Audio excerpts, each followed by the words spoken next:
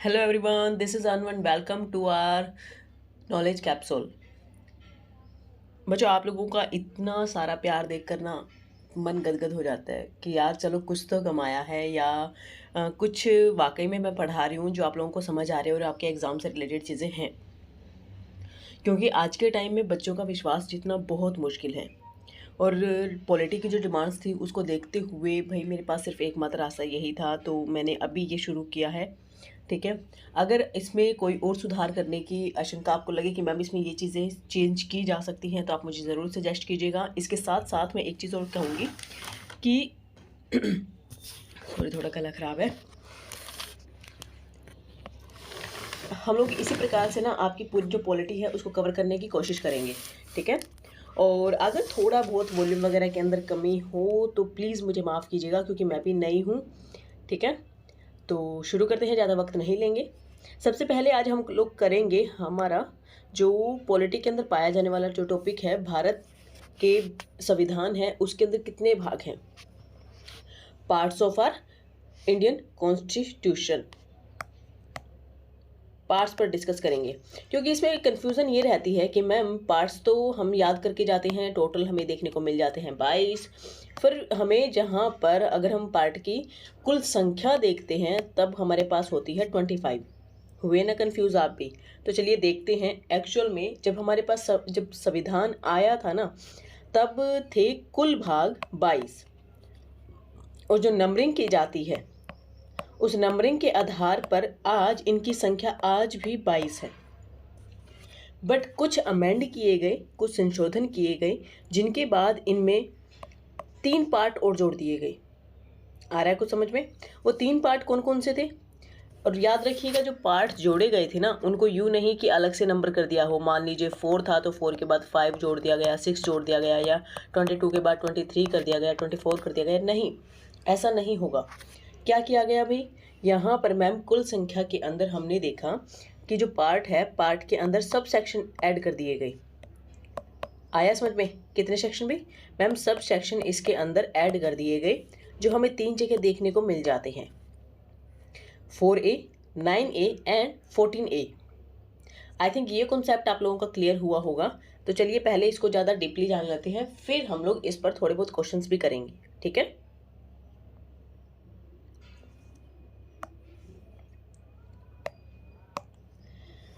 देखिए जब हमारा संविधान हमारे अडॉप्ट कर लिया गया था, कब किया गया था भाई?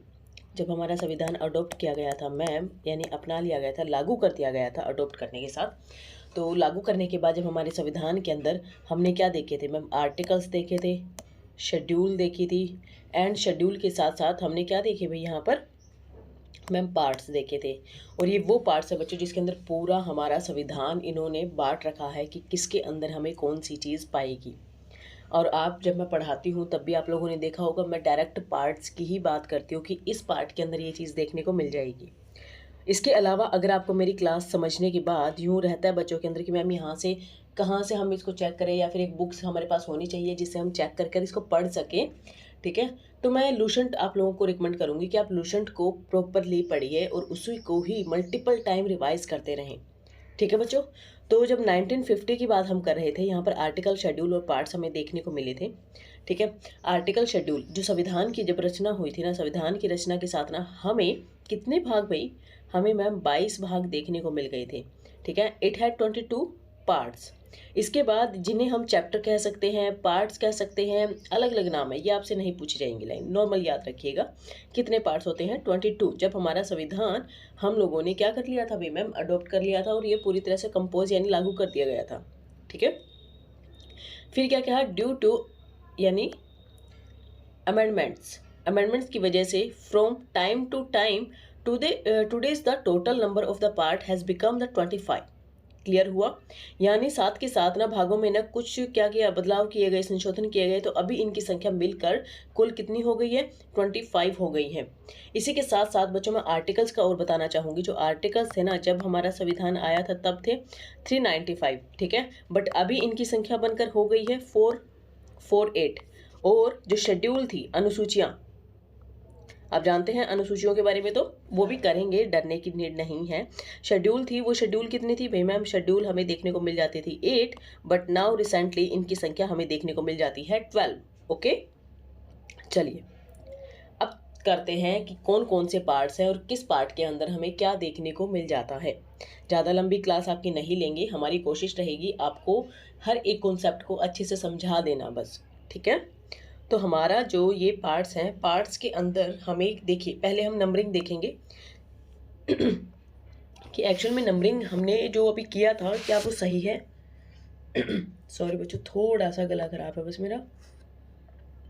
1 2 3 रोमन के अंदर लिखे हुए ये 4 5 6 7 8 9 10 11 12 13 14 15 16 17 18 19 20 21 22 23 24 एंड 25 आपने देखा। बट यहाँ पर लिखा हुआ कितना है भाई? x का मतलब होता है बच्चों 10, ठीक है।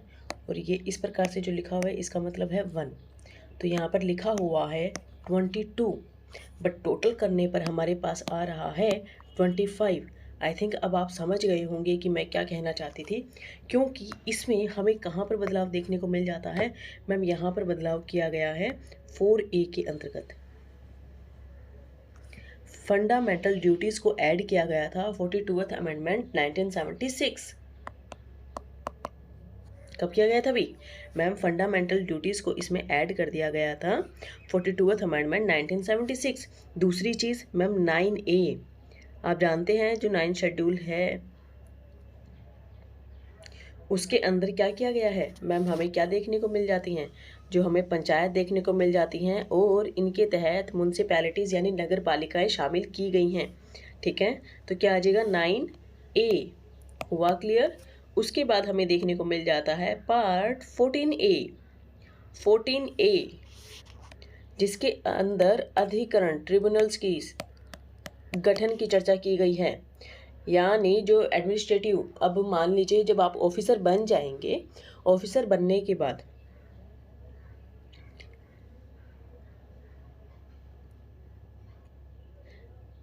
किसी प्रकार की कोई भी कानूनी कार्यवाही अगर करनी पड़ेगी तो वहाँ पर जो कार्य होगा वो अधिकरण के द्वारा किया जाएगा, ना कि डायरेक्ट राष्ट्रपति। क्योंकि होता है ना, ऑफिस को हटाने का एक जो अथॉरिटी है वो सुप्रीम अथॉरिटी के पास होती है। तो वो डायरेक्ट यूँ तो है नहीं कि प्रेसिडेंट या फिर प्राइम मिनिस्टर डायरेक्ट आएंगे, ठीक है, और आपसे बातें करेंगे कि आपने ऐसा क्यों किया। नहीं भाई, ये सब चीज़ें ना अधिकरण के पास होंगी। किसके पास भी मैम? ट्रिब्यूनल्स के पास होंगी, ठीक है। तो ये चीज़ें अभी आपको याद रखनी होंगी कि कौन कौन से पार्ट ऐड किए गए थे। जब भी आपसे कभी भी पूछा जाए कि टोटल नंबर ऑफ पार्ट्स कितने हैं हमारे संविधान के अंदर, तो 22 को ही करेक्ट कीजिएगा। 22 पार्ट हमें देखने को अभी रिसेंटली हमें संख्या के आधार पर देखने को मिल जाते हैं, बट इनकी जो कुल संख्या है, कुल संख्या में 25, और आज तक मैंने इससे रिलेटेड क्वेश्चन नहीं देखा है। तो हमेशा इस चीज़ को प्रेफर किया जाता है 22 को, तो 22 ही आंसर कीजिएगा उसका, ठीक है। चलिए अब मैं आप लोगों को इसका इंग्लिश और हिंदी दोनों में ही बताने की कोशिश करूँगी कि किस पार्ट के अंदर क्या क्या चीज़ें बताई गई हैं, ठीक है। थोड़ा सा रेडी रहिएगा। अगर जहाँ पर समझ ना आए तो आप हमारे कमेंट सेक्शन में भी बता सकते हैं कि मैम यहाँ पे ये चीज़ हमें समझ नहीं आई थी, आप प्लीज़ दोबारा से बता दीजिए।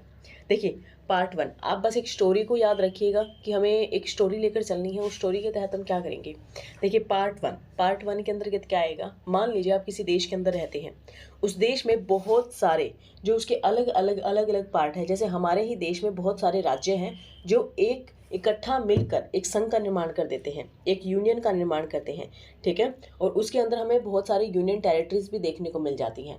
तो आप बस यूँ सोचिए कि हम कहीं दूर ऊपर से बैठे हैं और सिर्फ इसको देख रहे हैं। बहुत सारे राज्य हैं वो आपस में मिले हुए हैं। क्या आएगा, संघ और राज्य क्षेत्र, ठीक है। उसके बाद जो लोग उसमें एंट्री करते हैं, आपने 1 या 2 लोगों को भेजा और तब उनको रास्ते पे रोका गया, उनसे उनका आईडी मांगा गया। आईडी मांगने के बाद क्या कहा गया कि हमें दिखाइए कि क्या आप इसी देश के नागरिक हैं या नहीं है, ठीक है। अगर आप किसी दूसरे देश के नागरिक हुए तो आपको निकाल दिया जाएगा।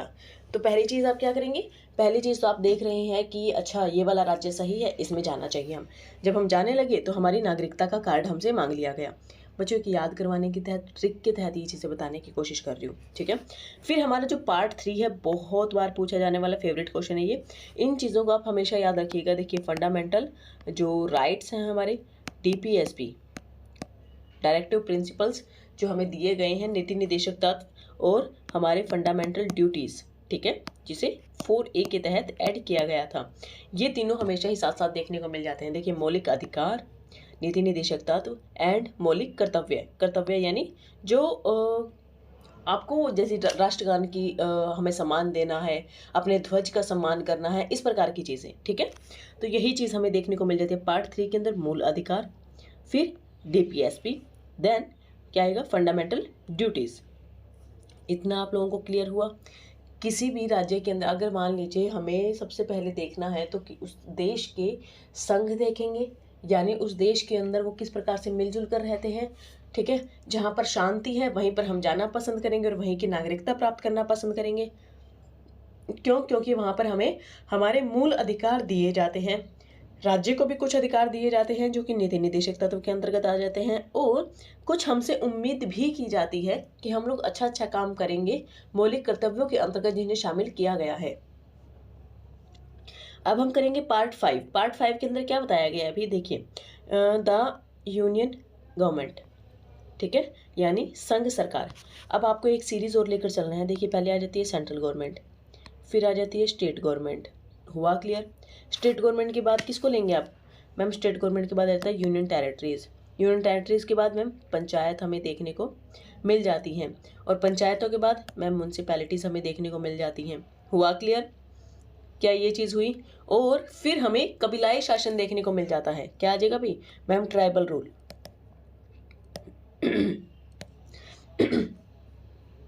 सॉरी बच्चों, गला थोड़ा सा खराब है इसलिए। तो आपको ये हमारे यहाँ पर एडमिनिस्ट्रेशन का पूरा सिस्टम देखने को मिल जाता है। नॉर्मली अगर आप बैठ के सोचेंगे, देखिए सबसे बड़ा सुप्रीम कौन है? सेंट्रल गवर्नमेंट है। उसके बाद हमें स्टेट गवर्नमेंट देखने को मिल जाती हैं। उसके बाद यूनियन टेरिटरीज के अंदर हमें चीज़ें देखने को मिलती हैं। फिर पंचायत भी आ जाता है भाई। पंचायत के बाद क्या आएगा? मैम, हमें नगर पालिकाएँ भी देखने को मिल जाती हैं। और अगर हम छोटे छोटे जो गाँव होते हैं, ठीक है, जहाँ पर ट्राइबल्स एरिया है, जहाँ पर जो हमारी जो ट्राइब्स हैं उन्हीं का अधिकार है, वहाँ पर उनके अलग से शासन हमें देखने को मिल जाते हैं। तो सोचिए, आपने ये इतनी सारी चीज़ें वैसे याद कर ली। पहले आएगा संघ सरकार, पार्ट 5। पार्ट 6 में राज्य सरकार, ठीक है। पार्ट 7 जिसको निरस्त कर दिया गया था, जो आपसे कभी भी नहीं पूछा जाएगा। हाँ, ये क्वेश्चन ज़रूर पूछा जा सकता है कि जो वो कौन सा भाग है जिसे 7th अमेंडमेंट 1956 के द्वारा समाप्त कर दिया गया। कौन सा आ जाएगा? पार्ट 7, ठीक है। फिर आएगा मैम यूनियन टेरिटरीज, जो हमने यहाँ पर चर्चा की थी। फिर आ जाएगा मैम पंचायतें, देन आएगा मैम नगर पालिकाएँ, ठीक है। देन हमारे पास क्या देखने को मिल जाएगा? मैम, जो अनुसूचित क्षेत्र हैं वहाँ पर क्या है भाई? ट्राइबल एरिया, जो अनुसूचित एरिया है, ठीक है, उस क्षेत्र के अंदर की बात इन्होंने कही है। थोड़ा सा इंग्लिश में भी कर लेते हैं। पार्ट 5 के अंदर देखिए, सेंट्रल गवर्नमेंट आ जाएगा, स्टेट गवर्नमेंट आ जाएगा, ठीक है। उसके बाद इन्होंने क्या बताया है कि जो पार्ट 7 है, पार्ट 7 को क्या कर दिया गया था अभी? यहाँ पर मैम इसको निरस्त कर दिया गया था। आ गया समझ में? उसके बाद करेंगे हम यूनियन टेरिटरीज के बाद यूनियन, देखिए state government, union territories, then panchayat और म्यूनसिपैलिटीज़, जो कि 9A के अंदर हमें देखने को मिल जाता है। Then schedule and tribe area, यहाँ का एडमिनिस्ट्रेशन की बात करते हैं। ये क्या आएगा भाई? Schedule and tribal area.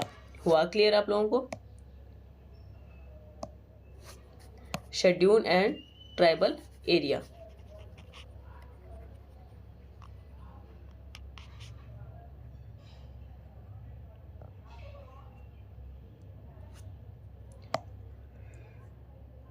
चलिए आगे चलते हैं हम।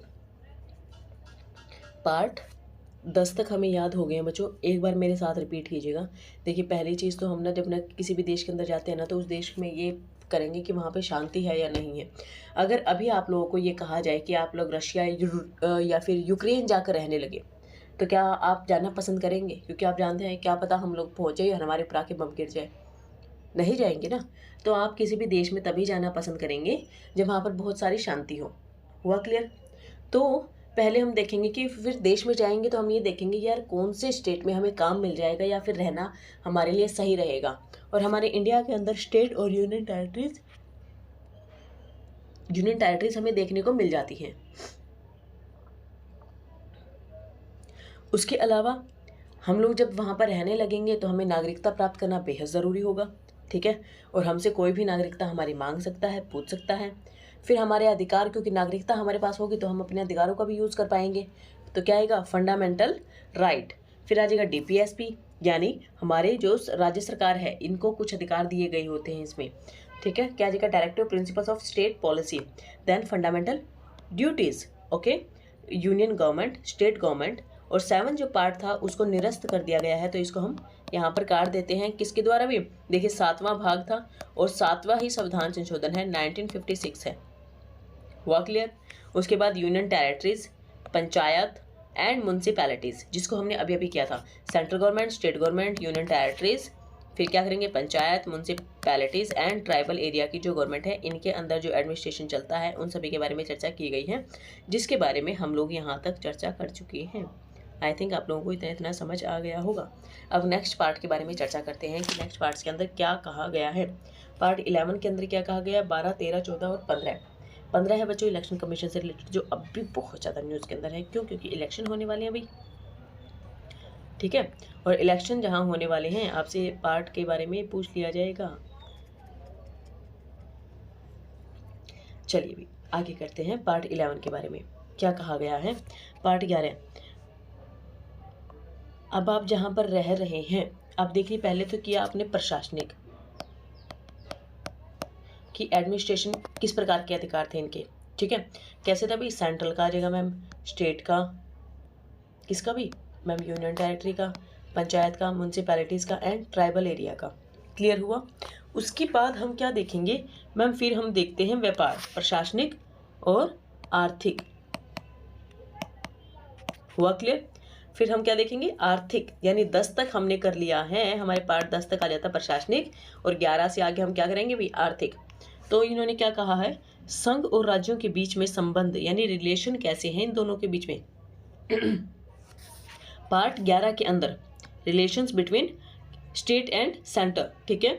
उसके बाद अगर रिलेशंस अच्छे हैं तो भाई पैसा दिया जा सकता है, इनके साथ काम किया जा सकता है। रिलेशन अच्छे नहीं होंगे तो क्या पता पैसा डूब जाए। गवर्नमेंट तो यही सोचेगी ना भाई, स्टेट के साथ भाई मैं थोड़ा सा कम रखूंगी। वैसे तो देखिए सेंट्रल गवर्नमेंट इस प्रकार की चीज़ें नहीं कर सकती हैं। हम लोग सिर्फ एक ट्रिक के माध्यम से, एक सोचने के माध्यम से ये चीज़ कर सकते हैं कि सेंट्रल गवर्नमेंट तो फिर यही सोचेगी ना यार कि ये बंदा तो मेरी बात मानता ही नहीं है, तो इसको पैसा क्यों दिया जाए। वही चीज़ है कि पहले देखा जाएगा संघ और राज्यों के बीच में जो रिलेशंस हैं वो किस प्रकार के हैं। भाई भाई, 1-1, तू मेरा भाई मैं तेरा भाई, ठीक है। उसके बाद वो क्या करेंगे? जितना भी वित्त है, संपत्ति है और संविदाएं हैं और वाद हैं, उन सभी पर एक साथ मिलकर कार्य करने का प्रयास करेंगे, ठीक है। और उन्होंने क्या कहा है? भारत के राज्य क्षेत्र के अंदर ही व्यापार और वाणिज्य करेंगे। भारत के राज्य क्षेत्र के अंदर ही, भारत के बाहर की बात यहाँ पर नहीं कही गई है, क्योंकि सेंट्रल गवर्नमेंट ने कहा कि तुम छोटे छोटे स्टेट हो, तुम भारत के अंदर ही व्यापार करो, ज़्यादा बाहर जाने की नीड नहीं है। उसके बाद क्या आएगा? संघ और राज्यों के अधीन सेवाएं, जो हमें सर्विसेज देखने को मिल जाती हैं। संघ और राज्यों के अधीन, अब जो आप ऑफिसर्स की तैयारी कर रहे हैं, अब जो भी तैयारी कर रहे हो, तो बच्चों आप किसी ना किसी अथॉरिटी के अंदर तो आएंगे ना, चाहे आप सेंट्रल गवर्नमेंट के अंदर आए या फिर स्टेट गवर्नमेंट के अंदर आए, ठीक है। और पार्ट 14A अधिकरणों की बात की गई है, एंड पार्ट 15 इज निर्वाचन, इलेक्शन कमीशन, ओके। चलिए अब याद करना बेहद ज़्यादा ज़रूरी बन जाता है कि मैम याद कैसे करें। देखिए नॉर्मल सी चीज़ है, हमने प्रशासनिक किया, प्रशासनिक कार्य का मैम पार्ट 10 तक आ जाता है। 11 के अंदर हम आर्थिक को ध्यान में रखेंगे। आर्थिक में आ जाएगा सेंट्रल एंड स्टेट के बीच में रिलेशंस के बारे में इन्होंने चर्चा की है। देन फाइनेंस और स्टेट और रिलेशन। अब देखिए प्रॉपर्टी और पैसा ऐसी चीज़ है जो भाई भाई को भी तोड़ देता है, ठीक है। तो यहाँ पे ना सेंट्रल और स्टेट दोनों क्या थे? भाई भाई। बट जब प्रॉपर्टी की बात आई तो दोनों ही एक दूसरे के कट्टर दुश्मन बनते हुए हमें दिखाई देने लगे। तो हम लोग क्या कहेंगे भाई? यहाँ पर फाइनेंस, प्रॉपर्टी और जो कंस्ट्रक्शन का काम है, सॉरी कॉन्ट्रैक्ट आएगा ना कि कंस्ट्रक्शन। फाइनेंस, प्रॉपर्टी एंड जो कॉन्ट्रैक्ट है उनसे संबंधित यहाँ पर बात देखने को मिल जाती है। बट एक चीज़ और, जब वो भाई भाई मिलकर काम कर रहे थे तो उन्होंने क्या कहा भी? उन्होंने कहा कि हम केवल और केवल भारत के राज्य क्षेत्र के अंदर ही काम करेंगे। सेंट्रल गवर्नमेंट ने भी यही बात कही, कि मैं सेंट्रल गवर्नमेंट हूँ, मैं ही बाहर जाकर काम कर सकती हूँ, पैसा ला सकती हूँ, स्टेट तुम पैसा नहीं ला सकते हो, ठीक है। तो किसके अंदर आ जाएगा मैम, पार्ट 13 के अंदर ये चीज़ हमें देखने को मिल जाती है। पार्ट 14 के अंदर क्या आ जाएगा, जो भी हम सर्विसेज की तैयारी कर रहे हैं, यानी आपकी जो जॉब आप तैयारी कर रहे हो ना, चाहे स्टेट के अंदर आए चाहे सेंटर के अंदर आए, तो आप याद रखिएगा आप किस कैटेगरी के अंदर शामिल होने जा रहे हैं, पार्ट 14 के अंदर, ओके। फिर आएगा मैम पार्ट 15। पार्ट 15 को तो भाई इसका तो कुछ बताने की मुझे नीड ही नहीं है। ये आ जाता है निर्वाचन आयोग यानी इलेक्शन कमीशन। क्या आएगा भाई, निर्वाचन आयोग। क्या मुझे इससे रिलेटेड कुछ ज़्यादा बताने की नीड है, निर्वाचन आयोग। इसको थोड़ा सा साफ कर दूं मैं, बहुत ज़्यादा लग रहा है ना, ये कुछ ज़्यादा ही हमने लाल पीला कर दिया इसको। अच्छा सा पेन लेते हैं, देख के अच्छा भी लगे। पार्ट 15 को हमने कर लिया भाई, क्या आएगा, इलेक्शन कमीशन ऑफ इंडिया। यहाँ पर क्लियर हुआ। अब बच्चों सिर्फ आपके ना कुछ पार्ट्स रह जाते हैं, क्योंकि देखिए 6 के करीब हमारे पार्ट्स रह जाते हैं, बाकी हमने सारे कवर कर लिए हैं। अगर ये समझ ना आए हैं तो बताइएगा आप मुझे। मेन चीज़ क्या आ जाएगा, पार्ट 16, 17, 18, 19, 20, 21 एंड 22। इनके आप लोगों ने क्या कर लेना है, यहाँ पर ये ज़रूर याद रखिएगा, ये जो आर्टिकल्स दे रखे हैं ना, आर्टिकल्स याद करने हैं।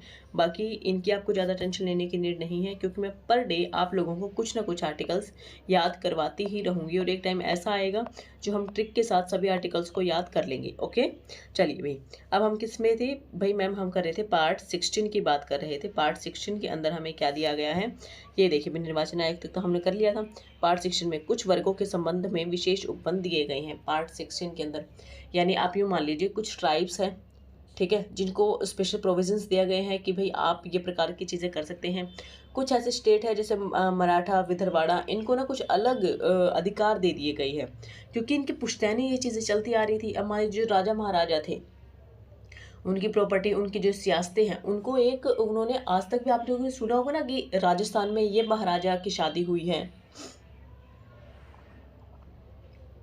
उदयपुर पैलेस है, या ये पैलेस है, वो पैलेस है, इस प्रकार की चीज़ें आप सुनते रहते हैं। उन लोगों को एक अलग से अधिकार दिया गया है, किसके तहत मैम, पार्ट 16 के तहत। किसके तहत, पार्ट 16 के तहत। फिर आएगा मैम 17, पार्ट 17 में आ जाएगा राजभाषा।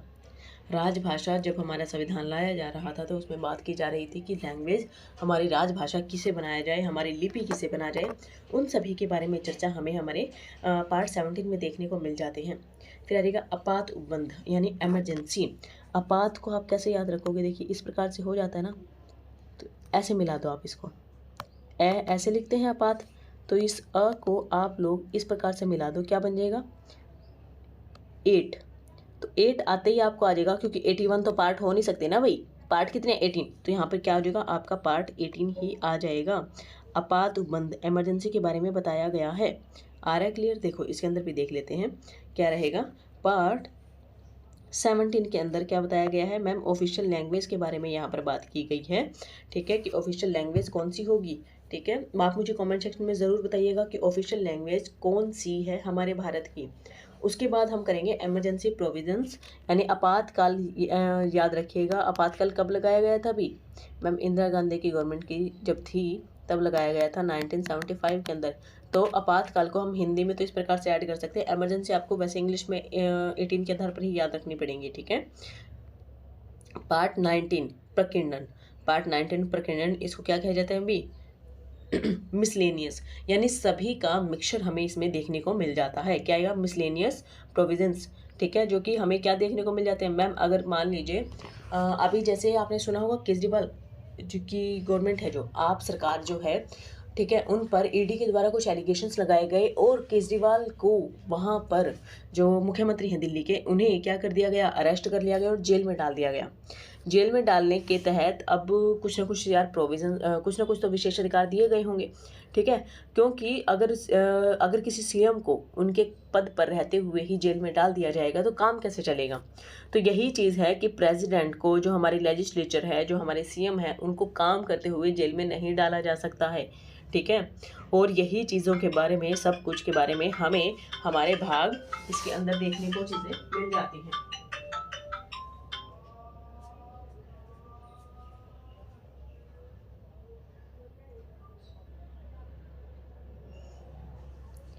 अब हम बात करेंगे हमारे पार्ट 18 की। ठीक है, पार्ट 18 हमने बात कर ली थी कि इमरजेंसी प्रोविजंस है, एंड पार्ट 19 इज़ क्या था भाई? पार्ट 19 के अंदर मैम हमें बताया गया है मिसलेनियस, यानी प्रेसिडेंट हैं हमारे, जो वाइस प्रेसिडेंट हैं, ठीक है, डिप्टी चेयरमैन हैं, उन पर किसी प्रकार की कोई भी कार्रवाई पद पर रहते हुए नहीं की जाएगी। ठीक है, देन हम करेंगे पार्ट 20 की बात। 20 के अंदर क्या बात कही गई है? देखिए, पार्ट 20 आपको दिखाई दे रहा होगा। ठीक है, यहाँ पर क्या है भी? संशोधन, संविधान के अंदर संशोधन की बात कही गई है। ये बहुत फेवरेट क्वेश्चन है जो पूछे जाने की आपसे पूरे पूरे चांसेस बन जाते हैं। संविधान में संशोधन की बात किसके अंदर कही गई है मैम? पार्ट 20 के अंदर कही गई है। यानी आप कैसे याद रखेंगे इसके अंदर? संविधान संशोधन, देखिए संशोधन स लिखा जा रहा है, तो इसी को आप ऐसे याद रख सकते हैं कि मैम 2। ठीक है, याद रहेंगी चीज़ें। देन हम करेंगे पार्ट 21 एंड 22। पार्ट 21 के अंदर क्या कहा गया है? अस्थायी, संक्रमणकाली और विशेष उपबंध बताए गए हैं। ठीक है, temporary, transitional and special provisions की बात कही गई है। आर्टिकल 369 टू 392, यानी कुछ टेम्परेरी और ट्रांजिशनल और स्पेशल प्रोविजंस होंगे जो अस्थायी रूप से लाए जाएंगे। जैसे आप ये मान लीजिए, जो राष्ट्रपति के द्वारा अध्यादेश लाया जाता है, आ रहा है समझ में? वो टेम्परेरी भी हो सकता है बच्चों, और उसको स्पेशल प्रोविजंस देकर उसे कानून भी बनाया जा सकता है। उसके बाद हम करेंगे पार्ट 22। पार्ट 22 के अंदर कुछ हिंदी के बारे में। आप जानते हैं कि पहले हमारा जो संविधान लिखा गया था वो इटालियन शैली के अंदर था, बाद में इसमें हिंदी वगैरह, देवनागरिक लिपि, ठीक है, इसके तहत यानी हर एक बच्चे को समझाने के लिए, यूज़ करने के लिए क्या किया गया था? इसको इजी लैंग्वेज में शामिल किया गया था। उन सभी जो किए गए थे शो टाइटल, ठीक है, जो भी हमें अथॉरिटेटिव चीज़ें देखने को मिल जाती हैं, उन सभी की चर्चा हमें पार्ट 22 के अंदर कही गई है। आई थिंक आप लोगों को ये चीज़ें याद हो गई होंगी। ठीक है, क्या आएगा? पार्ट 1, 2, 3, 4, 5, 6, 7, 8, 9, 10 के अंतर्गत मैम हम किसी भी देश के नागरिक बनना चाहते हैं तो उसमें स्टेट पता होनी चाहिए, यूनियन टेरिटरीज पता होनी चाहिए, उसकी नागरिकता पता होनी चाहिए, क्योंकि हमसे पूछ ली जाएगी जब हम कुछ भी काम करवाएंगे तो कि नागरिकता क्या है। देन हमें हमारे फंडामेंटल क्या आएगा भाई मैम? फंडामेंटल राइट, DPSP, ठीक है, और फंडामेंटल ड्यूटीज़ हमें पता होनी चाहिए। ठीक है भाई, ये हो जाएगा। फिर 4A के तहत हमने कर लिया। फिर हमारे पास आएगी central government, then state government, union territory, panchayat, municipalities and tribal, इनके एडमिनिस्ट्रेटिव के बारे में चर्चा की गई है। देन हमें आर्थिक अधिकारों के बारे में बात की गई है। आर्थिक अधिकार किस किस के भी मैं पार्ट 11 से स्टार्ट हो जाते हैं, यानी भाई ने डिस्कस किया कि हम लोग व्यापार करेंगे। ठीक है, वित्त संपत्ति पहले बांट लेंगे अपनी, उसके बाद व्यापार करेंगे, वो भी देश की सीमा के अंदर ही। आ रहा है समझ में?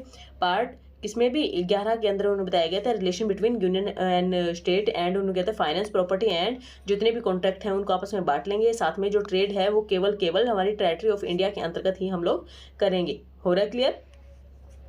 फिर पार्ट 14 के अंदर अगर कुछ भी गलतियां हो जाती हैं, पार्ट 14 तो आपने याद रखना है, आप जिस भी सर्विस की तैयारी कर रहे हो तो पार्ट 14 के अंतर्गत आप इंक्लूड हो जाएंगे। ठीक है, पार्ट 15 के अंदर आ जाएगा निर्वाचन आयोग, जो कि बहुत ज़्यादा न्यूज़ के अंदर है। ये तो आई थिंक आप लोगों को पता ही होगा, मुझे इससे अलावा बताने की नीड नहीं है। ठीक है, पार्ट 16 में कुछ विशेष प्रोविजंस किए गए हैं, कुछ विशेष लोगों के लिए कि पद के लिए, ना कि लोगों के लिए, कि अगर वो उस पद पर रहते हैं तो उन्हें स्पेशल प्रोविजंस यहाँ पर दिए जाएंगे। आ रहा है समझ में? जैसे ST एंड एंग्लो इंडियंस आ जाता है। उसके बाद हम करेंगे मैम ऑफिशियल लैंग्वेज, यानी पार्ट हमारे पास 17 की बात है। Part 17, 18, 19, 20 and 21, 22। ओके, 17 की आ जाएगा मैम राजभाषा। ठीक है, यानी ऑफिशियल लैंग्वेज कौन सी है, मुझे कमेंट सेक्शन में ज़रूर बताइएगा। पार्ट 18 का हम करेंगे। पार्ट 18 मैंने बताया था 18 आपातकाल, इस प्रकार से ही जोड़ देंगे तो क्या आ जाएगा 18, इसका अपोजिट कर देंगे, ये 81 बन रहा है तो यहाँ पर कर देंगे 18 आपातकाल। ठीक है, 19 के अंदर इन्होंने क्या बताया है मैम? मिसलेनियस प्रोविजंस बताए गए हैं। प्रेसिडेंट और हमारी जो भी लेजिस्लेचर है उससे रिलेटेड, यानी इन्हें स्पेशल अधिकार दिए गए हैं। इनके पास एक अलग से विशेष अधिकार भी प्राप्त है इन्हें, कि इमरजेंसी में जिसका वो यूज़ कर सकें। पार्ट 20 ना? ठीक है, पार्ट 20 के अंतर्गत हम लोग क्या देखेंगे भी मैम? पार्ट 20 के अंदर जो संविधान में संशोधन किया जाता है उसके बारे में चर्चा की गई है। और हम लोगों ने कैसे याद किया? देखिए, संविधान संशोधन इस प्रकार से आएगा, स आ रहा है, यानी 2 बार आ रहा है, तो 20 के साथ याद रखिएगा संविधान संशोधन। ठीक है, उसके बाद इन्होंने क्या बताया कि जो भी temporary, transitional and special provisions होते हैं उनके बारे में चर्चा की गई है। कुछ ऐसे कानून लाए जाते हैं जो कुछ समय के लिए होते हैं, उसके बाद उनको हटा दिया जाता है। तो यही आएगा जो टेम्परेरी और ट्रांजिशनल जो भी हमें विशेष प्रोविजंस देखने को मिल जाते हैं, पार्ट 21 के अंदर है। एंड संक्षिप्त नाम प्रारंभ, हिंदी के प्रयुक्त पाठ और निरसन, हिंदी के बारे में, यूज़ के बारे में अगर आपसे कुछ भी पूछ लिया जाए तो याद रखिएगा किसके अंदर आया था भाई मैम? पार्ट 22 2 के अंतर्गत आ जाता है। बच्चों इससे रिलेटेड अगर आपको अब कोई भी डाउट है तो आप मुझसे पूछ सकते हैं, हमारे कमेंट सेक्शन में कमेंट ज़रूर करिएगा। उसके अलावा बच्चों हाँ, इसी प्रकार से ना आपके सारे टॉपिक्स मैं कवर करने की कोशिश करूँगी। अगर आप लोगों को लगता है कि मैम कि हमें पहले ये वाला टॉपिक पढ़ना है तो आप मुझे बता सकते हैं, ठीक है। बाकी मैंने आपको बताया कि अभी मैं नई हूँ इस चीज़ पे, ठीक है। मुझे थोड़ा सा वक्त लगेगा इन चीज़ों को सही से डाइजेस्ट करने में, हर चीज़ों को सही से बताने में थोड़ा सा मुझे लग रहा है टाइम, ठीक है। कोशिश करूँगी कि दोबारा इस प्रकार की चीज़ें ना हो। तो हमारे कमेंट सेक्शन में आप ज़रूर बताइएगा। चैनल को लाइक और सब्सक्राइब ज़रूर करना है। धन्यवाद।